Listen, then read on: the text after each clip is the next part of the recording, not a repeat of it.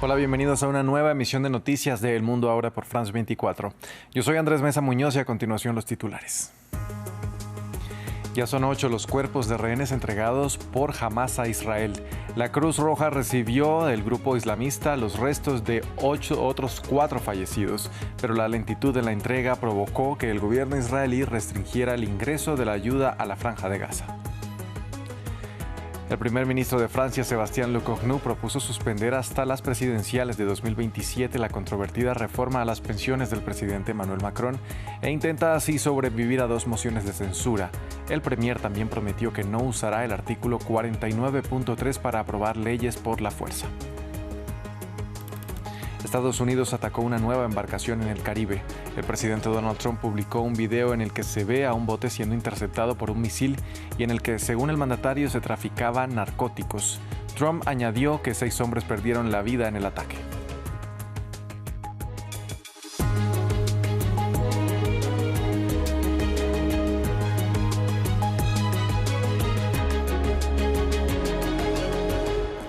Vamos a empezar en Medio Oriente. Hamás entregó los restos de otros 4 rehenes que fallecieron en su cautiverio y con estos ya son 8 los cuerpos trasladados a Israel y todavía está pendiente la entrega de 20. La demora llevó al gobierno israelí a restringir el ingreso de la ayuda humanitaria a la Franja de Gaza. Los detalles desde Jerusalén con nuestra corresponsal Yanira Gómez Muñoz. Mediante la Cruz Roja, Hamás ha entregado a Israel los cuerpos de otros 4 rehenes fallecidos, un proceso que se negoció y anticipó que llevaría tiempo, pero que igual está haciendo tambalear el acuerdo. Como el canje de ayer, pasarán un test de identificación de las autoridades forenses israelíes y así ya son 8 los cadáveres de rehenes muertos en cautiverio que el grupo ha devuelto desde el domingo. En Gaza quedan los últimos 20 secuestrados. Hoy se han confirmado las identidades de la primera tanda. Se trata del nepalí Bipin Joshi y los israelíes Guy Ilud, Yossi Sharabi y Daniel Peretz. Israel alega que Hamás no está haciendo ningún esfuerzo por encontrar los últimos restos y ha anunciado 2 medidas de represalia. Por un lado, ha decidido retrasar a mañana la apertura del cruce de Rafah entre Gaza y Egipto, que estaba previsto para hoy, y por otro lado ha informado a la ONU que solo permitirá la entrada de 300 camiones de ayuda por día, la mitad del mínimo estipulado en el acuerdo, y solo habilitará el ingreso de combustible y gas para necesidades humanitarias y no para la población. ONU y organizaciones humanitarias vienen advirtiendo que la ayuda no estaba entrando de forma masiva y reclaman a Israel que abra más cruces y acelere sus inspecciones para facilitar que la asistencia llegue a todos. Aunque Israel cataloga la demora en la entrega de cuerpos como una violación del pacto y Donald Trump ha criticado que el trabajo de liberación no ha concluido, el texto contempla lo difícil que es hallar estos restos en medio de la destrucción, además de prever una coordinación entre Hamás e Israel a través de mediadores para localizar a todos los rehenes. Justamente el portavoz de Cruz Roja ha advertido que encontrar los cuerpos bajo los escombros supone un enorme desafío y que está el riesgo de que lleve mucho más tiempo de lo anhelado por las familias que presionan al gobierno de Netanyahu y exigen una reunión con el jefe del Estado Mayor israelí. En paralelo, Israel está demorando la entrega total de gazatíes fallecidos durante la invasión. Hoy devolvió solo 45 cuando también hacen parte del intercambio ratificado por las partes. De otro lado, Hamás acusó a Israel de haber violado el alto el fuego tras el asesinato de al menos 6 civiles, 5 de ellos cerca de la ciudad de Gaza y otros cerca de Han Yunis. El ejército israelí reconoció haber disparado contra quienes, según dijo, se acercaron demasiado a sus fuerzas tras ignorar el llamado a retroceder. La atención también está ahora puesta en la reconstrucción del enclave, para la cual se necesitarían $70.000 millones según la ONU.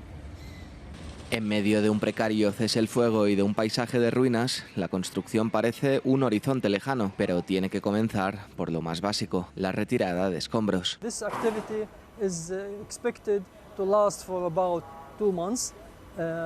Se prevé que esta actividad dure unos 2 meses. No disponemos de suficiente equipo, cargadoras ni excavadoras para llevar a cabo este trabajo, por lo que contamos con la ayuda del sector privado.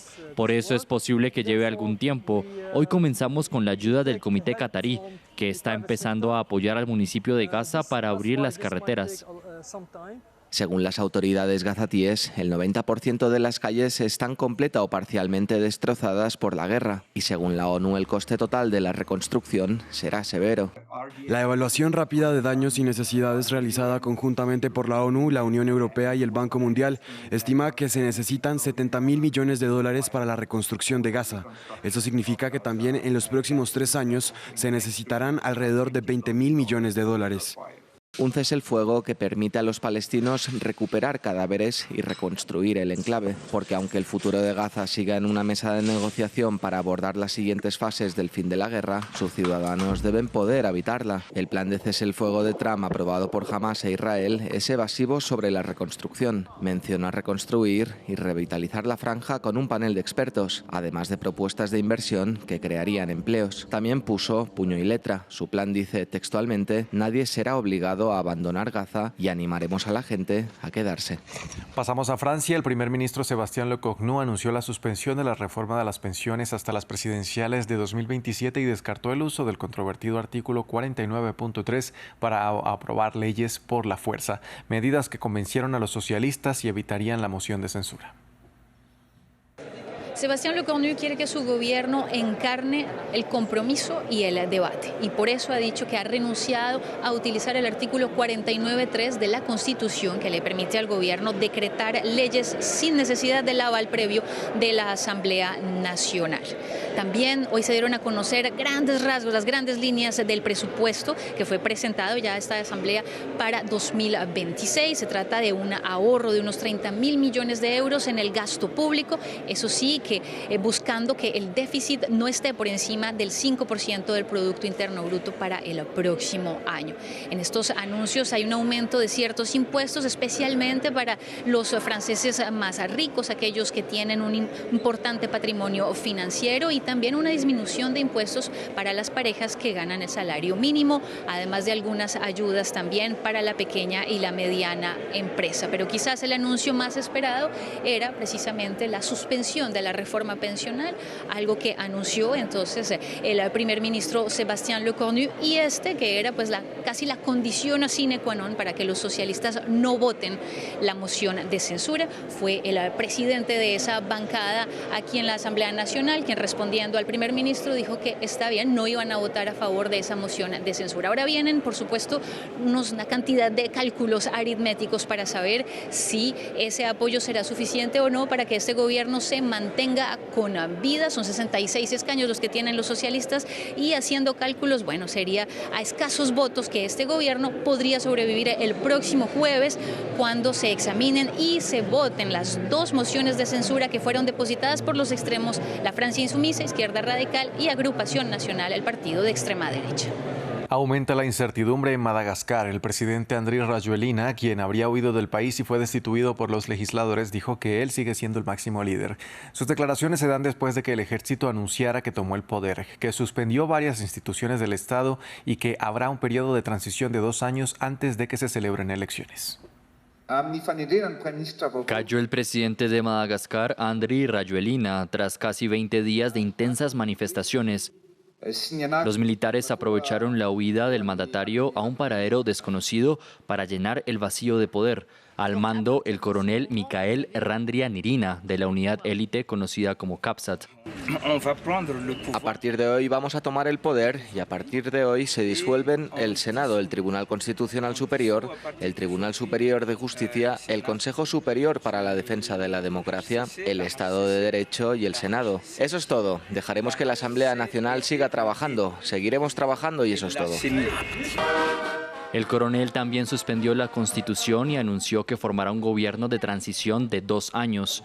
Este martes, la Asamblea Nacional desobedeció la orden de disolución de Rajoelina y votó su destitución. En aplicación del artículo 40.1 de la Constitución, la Asamblea Nacional, reunida en sesión extraordinaria, aplicará la destitución definitiva del presidente de la República por sus manifiestas incompatibilidades y conflictos de intereses, así como por actividades de naturaleza lesiva para la dignidad de la nación y la unidad nacional. Rajoelina indicó el lunes en un videomensaje que huyó a un lugar seguro sin dar a conocer dónde y que descartaba renunciar. Pero la misma unidad militar que ayudó a Rajoelina en 2009 ahora lo saca del poder de un país cuyos jóvenes reclaman la presencia del Estado, como el acceso al agua y la electricidad. El presidente Donald Trump anunció que un nuevo ataque estadounidense contra un barco frente a las costas de Venezuela mató este martes a 6 presuntos narcotraficantes. Este sería el 6º ataque en aguas internacionales en las últimas semanas, algo que aumenta la tensión en el Caribe, en lo que Venezuela ha denunciado que son maniobras amenazantes que ponen en peligro su soberanía. En virtud de mis facultades como comandante en jefe, esta mañana el secretario de Guerra ordenó un ataque cinético letal contra un buque afiliado a una organización terrorista designada que se dedicaba al narcotráfico frente a la costa de Venezuela. El ataque se llevó a cabo en aguas internacionales y 6 narcoterroristas varones a bordo del buque murieron en el ataque. En Venezuela, las autoridades informaron que al menos 14 mineros murieron luego del colapso de una mina en el municipio de El Callao este lunes. Sus túneles se inundaron tras 6 horas de lluvias torrenciales en esta región al sureste del país, una zona cuya economía depende principalmente de la actividad minera del oro. Hugo Caro Jiménez tiene los detalles. Tras horas de lluvias torrenciales, el agua inundó el lunes una mina hacia arriba en El Callao, Venezuela. Según las autoridades, al menos 14 personas murieron por la inundación. Las muertes se produjeron en 3 pozos diferentes de la mina Cuatro Esquinas de Caratal. A pesar de las operaciones de rescate, el agua ahogó a los mineros que estaban metros bajo tierra. Empezamos a escuchar por la radio que los muchachos estaban pidiendo ayuda, ayúdanos, no nos dejes morir, chamos, jefe, estaban diciendo. Y entonces los muchachos empezaron a machinear y venía el agua. El agua venía como remolino. Así. Y ellos 3 se lanzaron en el mecate y los muchachos no pudieron subirlo. Y ahí fue donde el agua se lo llevó y no pudimos escuchar más nada y empezamos a escuchar fue ya los gritos de la hermana de uno de los muchachos. Por su parte, el alcalde de este municipio al sureste de Venezuela explicó la razón de las grandes cantidades de agua. Fueron 6 horas de lluvia. Este es un pueblo minero, históricamente, más de 200 años de minería. Mucha gente de diversas partes de Venezuela se viene al Callao a buscar el sustento diario para su familia. Lamentamos profundamente este hecho que enluta muchos hogares de nuestro territorio. El Callao, ubicado a unos 850 kilómetros al sureste de Caracas, es una localidad cuya economía depende principalmente de la minería del oro, por lo que la mayoría de sus 30.000 habitantes participan directa o indirectamente de este negocio. Donald Trump y Javier Milei sostuvieron un encuentro bilateral en la Casa Blanca donde ambos mandatarios buscan afianzar su alianza política y económica por medio de la compra de pesos argentinos por parte de Estados Unidos, algo clave para el gobierno de Buenos Aires que atraviesa un momento negativo a causa de la falta de dólares en sus arcas. Escuchemos al presidente estadounidense. Mire, solo queremos ayudar a una buena filosofía que está asumiendo un buen país. Argentina es un país hermoso, uno de los más hermosos que he visto. Queremos ver que tenga éxito, así de simple. No tenemos que hacer esto. No va a marcar una gran diferencia para nuestro país, pero sí lo hará en términos de Sudamérica. Si Argentina está bien, hay otros países que van a seguirle, otros países se están siguiendo. Ecuador cumple 23 días de manifestaciones marcadas por la tensión y la violencia en las provincias del norte. En Imbabura y Cotacachi, las protestas contra el alza del diésel han derivado en choques entre manifestantes y fuerzas de seguridad. El gobierno asegura que busca restablecer el orden mientras las organizaciones indígenas denuncian una respuesta militar excesiva. La situación más crítica se vive en Otavalo, donde se reportan enfrentamientos, cortes de comunicación y denuncias de represión. Nuestro corresponsal Gustavo Ortega con los detalles. Las tensiones aumentan en Ecuador. Otavalo, una ciudad ubicada al norte de Ecuador en la provincia de Imbabura, a unas 2 horas de la ciudad de Quito, se ha convertido hoy en lo que muchos describen como una zona de guerra. Las tensiones no ceden a las movilizaciones indígenas y sociales que están por cumplir un mes y la protesta contra el incremento al precio del diésel de $1,80 a $2,80. El gobierno ecuatoriano asegura que ha enfrentado al menos 7 horas continuas de enfrentamientos con manifestantes y que ha desplegado cerca de 7.000 efectivos entre policías y militares para recuperar el control de la zona. Pero las organizaciones de derechos humanos como INRED cuestionan los cortes de internet y las comunicaciones en Otavalo, lo que dificulta verificar lo que realmente ocurre dentro del cantón ecuatoriano.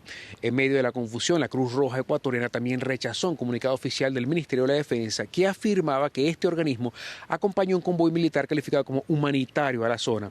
Aclaró que no ha acompañado ningún convoy humanitario como lo afirmó el Ministerio de la Defensa.